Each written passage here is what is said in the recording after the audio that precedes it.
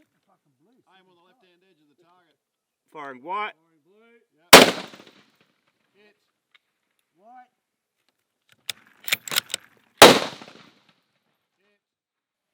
Hey guys, Dave here from Blackstone Ballistics, and today I want to talk with you about the Turqua series of bolt-action rifles by ATA Arms.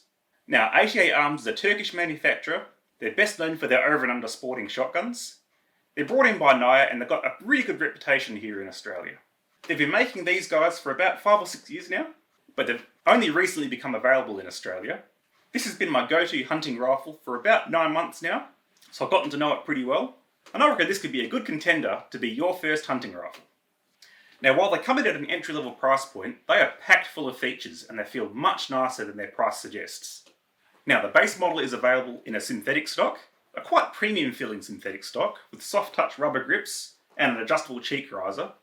But for a few dollars more, you can have this stylish number in walnut. They're available in your choice of 3 calibers. This one's in 243. You can also get them in 6.5 Creedmoor and 308 Winchester. They come with a 24-inch barrel, and it's a bit heavier than your standard sporter rifle, but not quite a varmint rifle. I think the profile is 18mm at the muzzle. For twist rates, your 243 has a 1 in 10 twist, your 6.5 Creedmoor has a 1 in 8 twist, and your 308 has a 1 in 10 twist again. Each rifle comes with 2 magazines. You've got your standard 5 round here, and this short little 3 rounder here. I quite like this one for hunting. They're a single stack design, all plastic, but quite well made. They might look a bit familiar to ticker shooters. This is actually a lot like a ticker magazine, except it's a little bit shorter. So the magazines aren't interchangeable, but you know they're going to work well. Now, as for weight, the walnut stocked version is the lighter of the two, coming in at about 3.7 kilograms. That's of course without the scope, this scope being another 900 grams. So it's a bit heavier than your other hunting rifles, but I find it quite well balanced for me. Centre of balance is right through the magazine there, quite comfortable to hold, which is why I like this short mag. The synthetic stocked version is about 3.9 kilograms, so it's a bit heavier, but it does have that adjustable cheek riser. Now, length of pull is a little bit on the longer side. I think it's about 14 inches, and it does come with spacers to make it even longer. I find it fairly comfortable without the spacers myself, and of course the walnut version, you can make it shorter if you really want to. Now, as with most rifles, it comes with your standard 3-position safety. All the way forward is fire.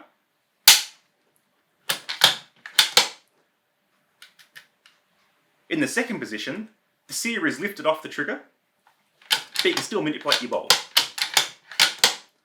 And in the third position, your bolt is locked, as well as your trigger. Now, one of the things I like most about this rifle would have to be the bolt design. Now, that's a monolithic fat bolt design with 3 locking lugs. And by fat bolt design, I mean that the locking lugs actually don't protrude past the body of the bolt, like they do with this Hauer bolt. This Hauer bolt is what we'd call a skinny bolt design, and the locking lugs protrude a little bit past the body of the bolt. Makes it a little bit less nice to play with, still perfectly usable and very traditional. However, the fat bolt's really smooth and a delight to play with.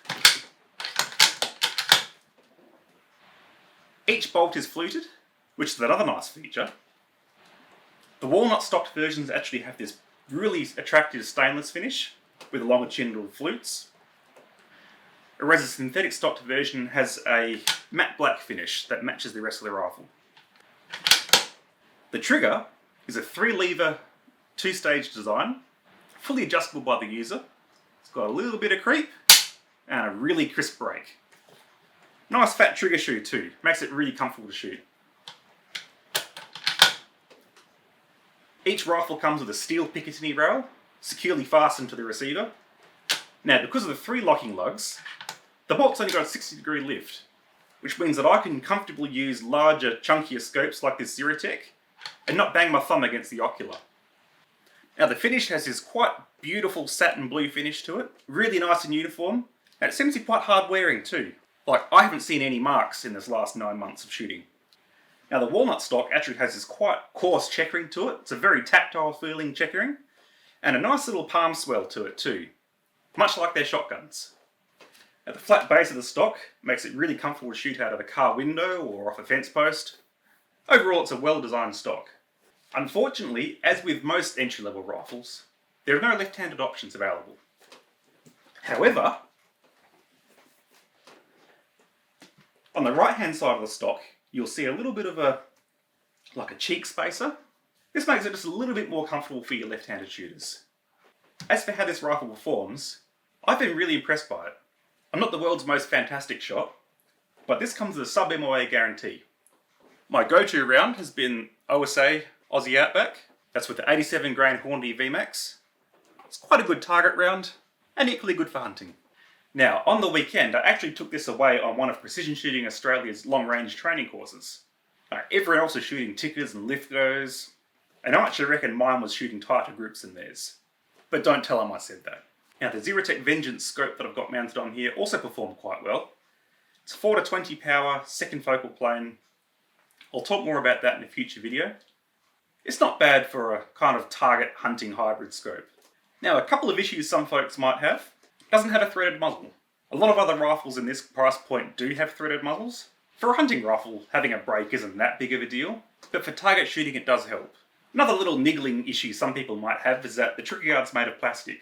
It's quite a firm-feeling plastic. I've certainly not had any concerns about it, and there aren't many rifles at this price point that would have that metal trigger guard that most people want. Another small issue some people have expressed with it is that the magazines, while they look like a ticker, and they certainly copied the ticker design, they're not. It would have been nice to be able to use sort of aftermarket mags that are already available, but, you know, it is what it is. Well, nice sells the 5-rounders, they're not too hard to get. Now, as for prices, Beaten Firearms is currently listing the synthetic stocked version for $1,085. Now that's priced on par with a Ruger American or a Savage Axis or maybe a Weatherby Vanguard, but it's really much nicer feeling rifle than any of those. For a little bit more money though, at $1,165, you can have a walnut stock, and these have been incredibly popular. So anyway folks, that pretty much wraps up my review of the ATA Arms Turqua series of rifles.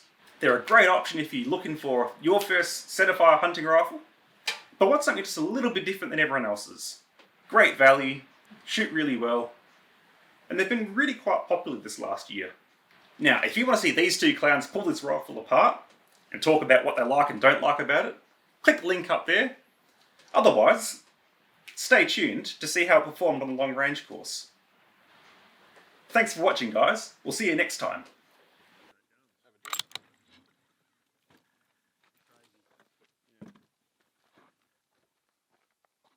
Firing white.